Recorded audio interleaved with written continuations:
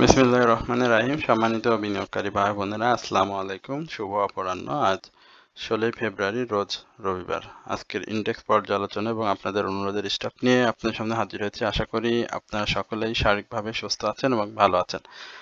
আজকে প্রথমবারের মতো যারা আমাকে শুনছেন তাদেরকে বিশেষভাবে অনুরোধ করব, অবশ্যই আপনারা আমার চ্যানেলটি সাবস্ক্রাইব করবেন। একই সঙ্গে আপনাদের যদি কোনো অনুরোধের স্টক থাকে সেটি অবশ্যই আপনারা কমেন্টসের মাধ্যমে লিখে আমাকে জানাবেন। আমি সেটি নিয়ে অবশ্যই আপনাদের সামনে কথা বলবো। এছাড়াও যারা নিয়মিত আমাকে শোনেন তাদের প্রতি আন্তরিক ধন্যবাদ এবং কৃতজ্ঞতা প্রকাশ করছি। একই সঙ্গে আপনাদের যদি কোনো অনুরোধের স্টক থাকে সেটি অবশ্যই আপনারা কমেন্টসে আমাকে লিখে জানাবেন।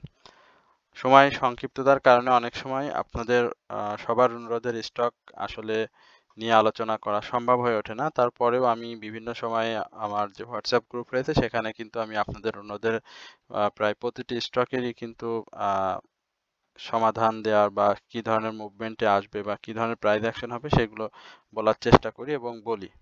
তো যাই হোক, আজকে ইন্ডেক্সের যে উত্থান অর্থাৎ যে ওপেন সেটি হয়েছিল 5201 পয়েন্টে। আজকের ইন্ডেক্সের সব থেকে মজার যে বিষয়টি, আজকে মার্কেটের যে ডাউন ট্রেন্ড যেটি হয়েছিল 5198, অর্থাৎ আজকে মার্কেট যে 2.7 পয়েন্ট নেগেটিভ হয়েছে, ঠিক সেইখানেই মার্কেট কিন্তু আজকে ক্লোজ দিয়েছে। এটি হচ্ছে মূলত একটি মজার বিষয় এবং মার্কেটের যে হাই হয়েছিল সেটি আপনারা দেখতে পাচ্ছেন যে 5220 আজকে মার্কেটে হাই হয়েছিল এবং একই সঙ্গে মার্কেটের যে টার্নওভার সেটি কিন্তু বৃদ্ধি পেয়েছে। আমি গতদিনের যে আলোচনা বৃহস্পতিবারে সেদিন আপনাদেরকে বলেছিলাম যে টার্নওভার এটি যদি খুব ধীরে ধীরে হয়, অর্থাৎ 50 কোটি, 40 কোটি, 60 কোটি এই লেভেলে যদি ছোট ছোট ধাপে বৃদ্ধি পায় তাহলে মার্কেটটা সাস্টেনেবল হওয়ার সম্ভাবনাটা বেশি হয়। তো এর আগের যেদিন আমরা মার্কেটে ভলিউমটা বৃদ্ধি পেত সেদিন কিন্তু খুব বেশি ভলিউম বৃদ্ধি পায়নি, সামান্য আমরা ভলিউম টার্নওভার বৃদ্ধি পেতে দেখছি এবং আজকেও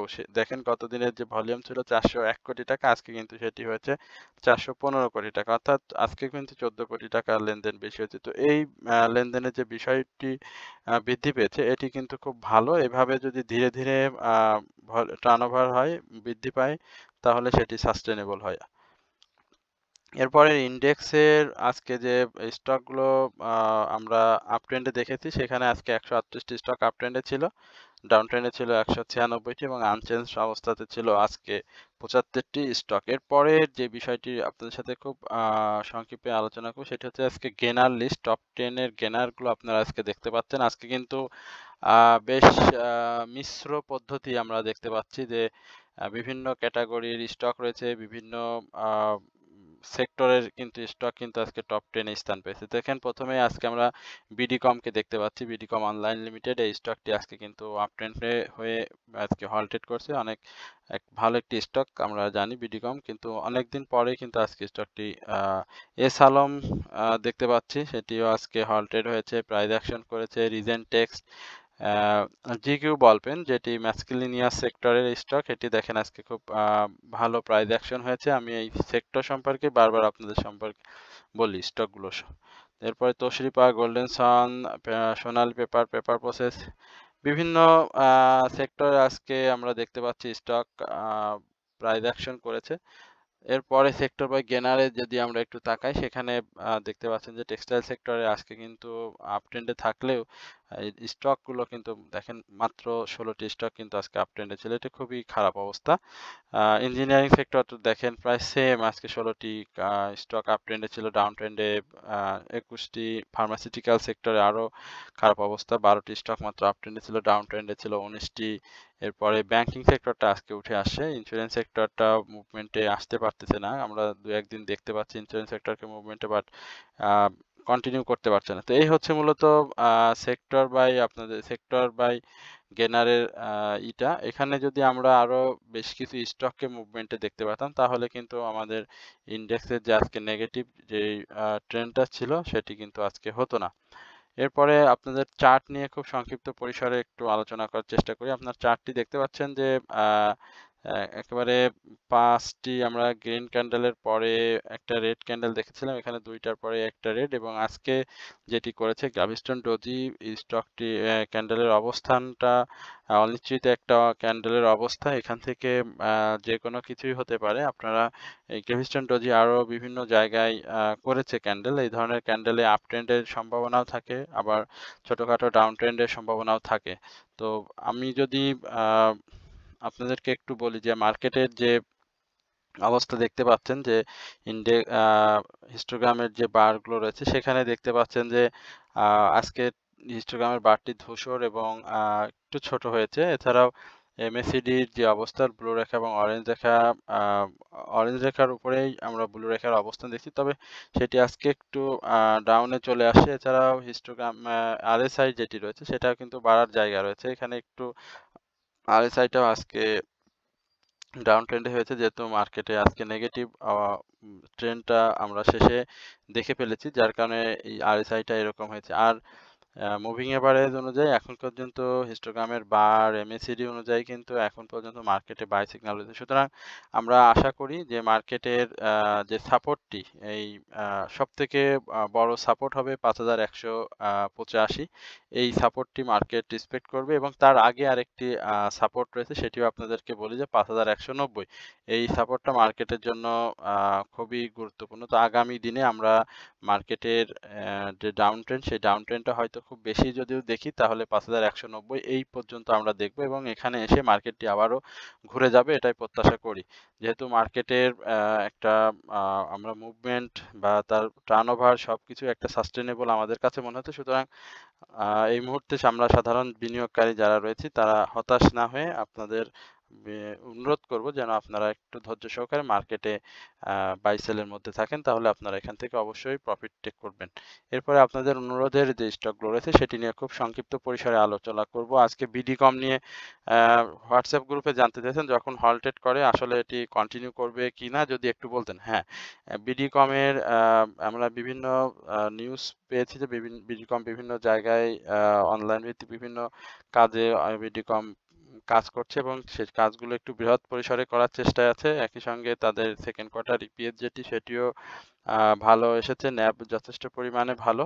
তো স্টকটি অনেকদিন ধরে একটা সাইডওয়েজ মুভমেন্ট দিয়ে যাচ্ছিল, ভলিউমটা পায়নি। তো এখানে আজকে স্টকটি ভালো ভলিউম পেয়েছে। এর আগেও দেখতে পাচ্ছেন ক্যান্ডেলে যে ছোট ছোট 10-20 পয়সা করে একটা আপ ট্রেন্ড দিয়ে ছোট ছোট কারেকশন দিয়ে কিন্তু আজকে হলটেড করছে। সুতরাং বিডিকমের ক্ষেত্রে আমি যেটি বলবো যে 26 টাকা 60 পয়সা আজকের যে হাই, এই হাইটি জানেন যে রিসেন্ট একটা হাই। আমরা এই হাইটাকে যদি শেয়ারটি আগামীকালকে ক্রস করতে পারে এবং সেটি যদি 27 টাকা 50 পয়সা থেকে 28 টাকা এই লেভেলে হয়ে যায়, তাহলে কিন্তু বিডিকমকে আমরা আরো একটু ভালো মুভমেন্টে দেখব। সুতরাং বিডিকমের যেহেতু আরএসআইটা একটু বেড়ে গিয়েছে, আজকে হঠাৎ করে হলটেড করার কারণে এই স্টকটির আরএসআইটা অনেক বেশি হয়ে গেছে।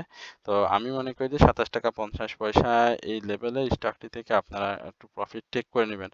আদারওয়াইজ আমার কাছে মনে হয় যে স্টকটি আরেকটু কারেকশন জোন দিয়ে তারপরে আপ ট্রেন্ডে যাবে।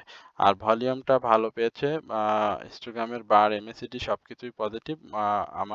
আমি যেটি বলবো যে স্টকটি মুভমেন্টে যাবে, তবে আরএসআইটা একটু কারেকশন করবে। জিকিউ বলপেন, এই স্টকটি দেখতে পাচ্ছেন যে আজকে ভালো প্রাইস অ্যাকশন করেছে। ম্যাসিলিনিয়াস সেক্টরের অনেকগুলো স্টকই আমি আপনাদেরকে সাজেস্ট করেছিলাম, বলবো না, আমি বলেছিলাম যে স্টকগুলো এই সেক্টরের স্টকগুলোর প্রতি আপনারা একটু নজর রাখবেন। বিশেষ করে সিনো বাংলা তো আজকেও দেখেছেন যে উঠে গিয়েছে। আমরা জিকিউ বলপেন, আমান ফিড বলি, বিএসসির কথা বলি, মিরাকল ইন্ডাস্ট্রিজের কথা, বেশ কিছু স্টক কিন্তু রয়েছে এই ম্যাসিলিনিয়াস সেক্টরে, এবং এই সেক্টরে বেশ কিছু স্টক কিন্তু থেমে থেমে, অর্থাৎ এক সপ্তাহ একটু ছোট গ্যাপ দিয়ে কিন্তু 2-3 টাকার করে প্রাইস অ্যাকশন করে প্রফিট টেকিং এর সাধারণ বিনিয়োগকারীদের সুযোগ করে দেয়। তো মিসেলেনিয়াস সেক্টরে এই জিকিউ বলপেনের ক্ষেত্রে আমার কাছে যেটি মনে হয়েছে, দেখেন যে এখানে সে কিন্তু ছোট ছোট প্রাইস অ্যাকশন করেই কিন্তু আজকে ভালো একটা মুভমেন্টে গিয়েছে, এবং আজকে যেটি করেছে সেখানে কিন্তু একেবারে প্রফিট টেকিং জোনে নিয়ে গিয়েছে। যাদের এন্ট্রিতে ছিল তারা কিন্তু প্রফিট টেক করতে পেরেছে। তো এখন আমার কাছে এই স্টকটির 158 টাকা 50 পয়সার উপরে ক্লোজটা যদি দিয়ে ফেলে তাহলে 157 টাকা 10 পয়সা আজকে প্রাইস অ্যাকশন রয়েছে, বাট 158 টাকা এই লেভেলে 158 টাকা 50 পয়সা এই লেভেলে স্টকটি যে আবার কারেকশনের সম্মুখীন হতে পারে। বাট 158 টাকায় যদি প্রফিট কেউ লক করতে চান অবশ্যই সেটি করে নেবেন। আর আরএসআই কারেকশন জোন দিয়ে হয়তো একটু 1-2 টাকার একটা গ্যাপ দিতে পারে এবং সেই গ্যাপ দিয়ে কিন্তু আবারও স্টকটি মুভমেন্টের সম্ভাবনা রয়েছে। সুতরাং যেহেতু ভলিউমটাও পেয়েছে আজকে, আমার কাছে মনে হয় যে জিকিউ বলপেন 100 তার যে পূর্বের হাই 172 টাকা এই হাইটাকে এখন সে টার্গেট করে মুভমেন্টে আসে। সুতরাং যাদের কাছে আছে তারা বাই সেল করবেন এবং যারা এন্ট্রি নিতে চান তারা অবশ্যই আরএসআইটা কারেকশনের জন্য অপেক্ষা করবেন। এরপরে গোল্ডেন সান এই স্টকটি আমরা একটু দেখে আসি। গোল্ডেন সানের আজকে প্রাইস অ্যাকশন হয়েছে, আমরা দেখতে পাচ্ছি স্টকটি আজকে ভলিউমও করেছে।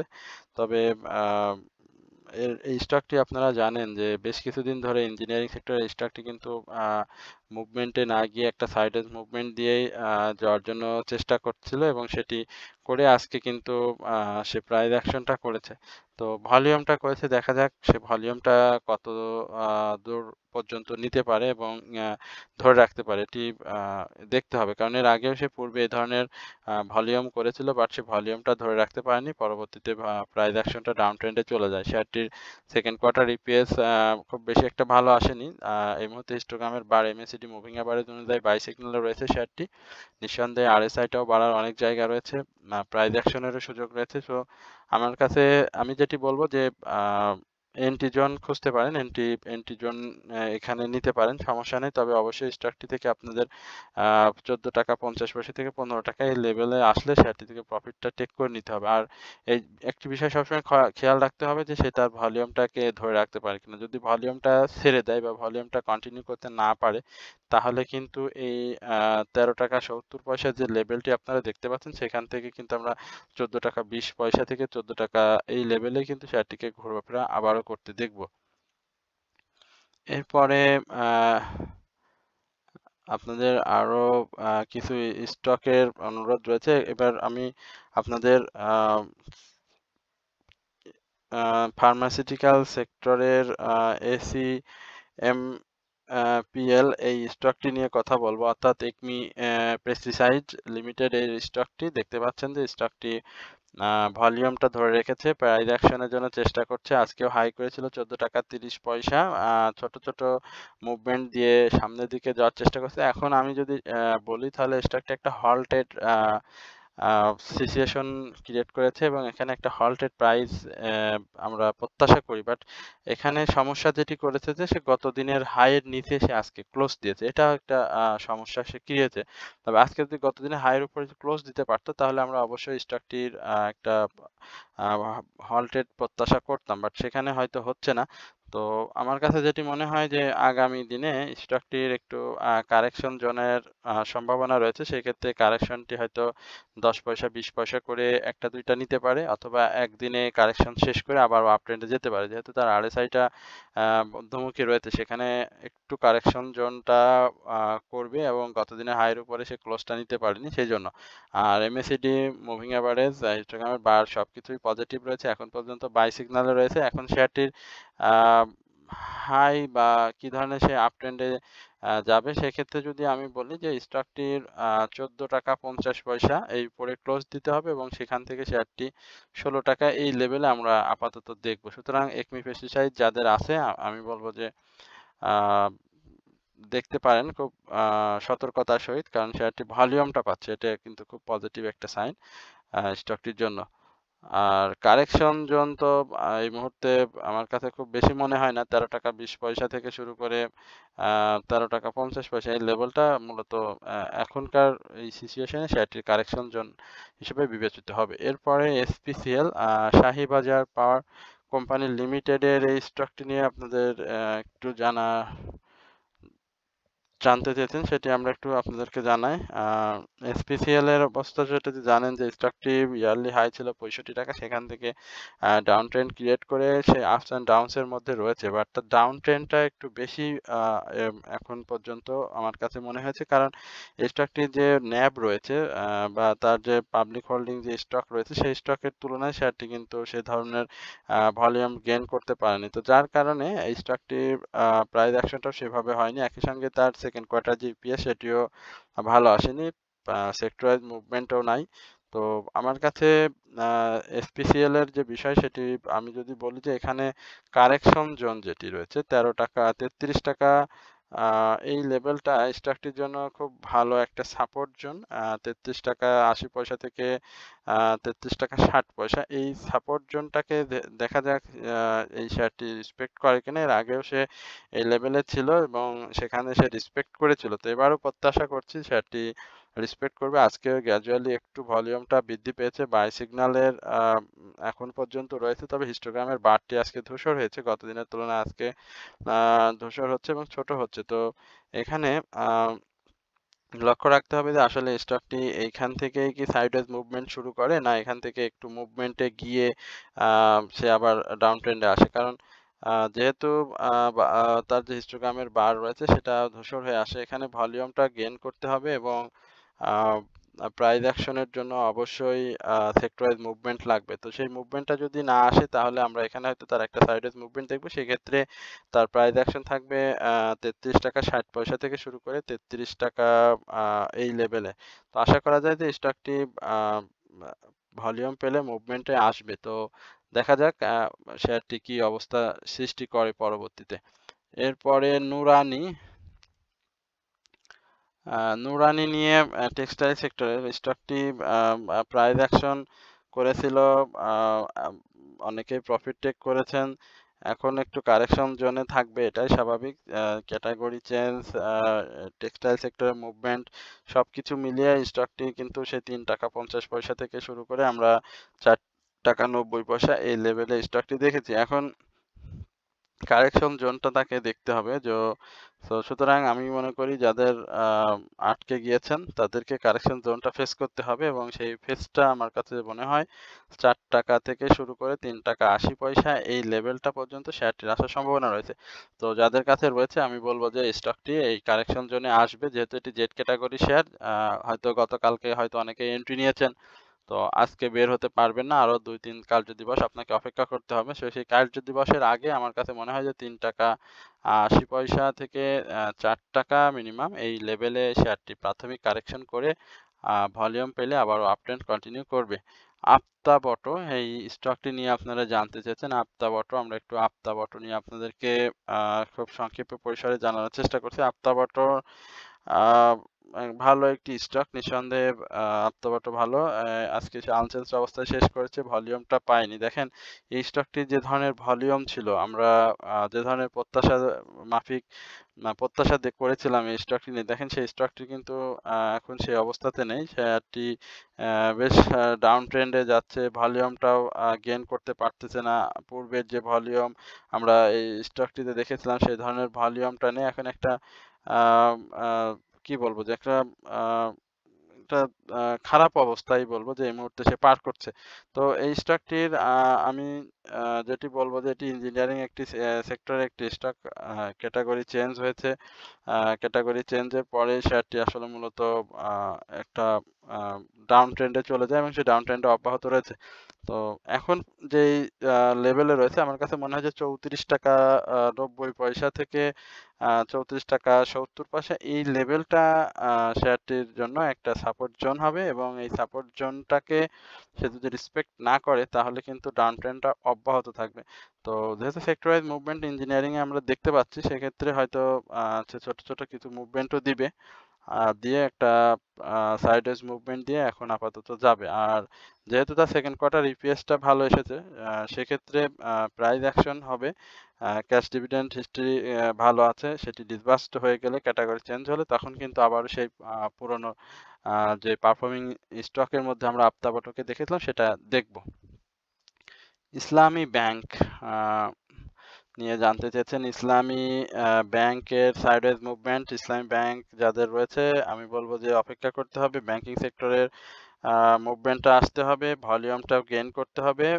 হিস্টোগ্রামের বার MACD মুভিং এভারেজ অনুযায়ী এখন পর্যন্ত বাই সিগন্যালে রয়েছে স্টকটি।